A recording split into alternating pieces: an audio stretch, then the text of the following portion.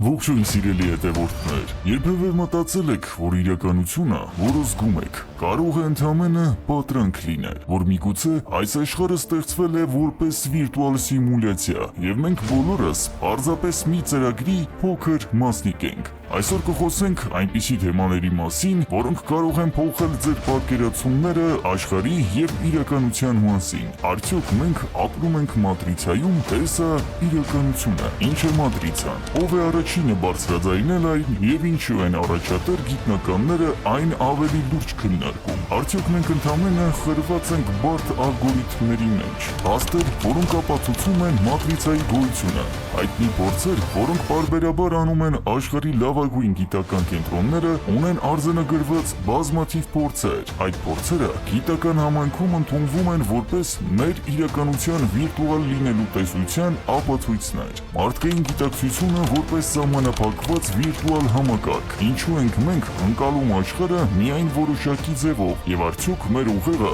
պարզապես կոդավորված է որոշակի շրջանակում մտածելու համար։ Ինչպես դուրս գալ մատրիցայից։ Եթե սա վիրտուալ իրականություն է, կա արդյոք ճանապարհ այն հաղթահարելու համար։ Ինչպես կարող ենք ընդլայնել մեր գիտակցության սահմանները եւ տեսնել աշխարհը իրական պատկերով։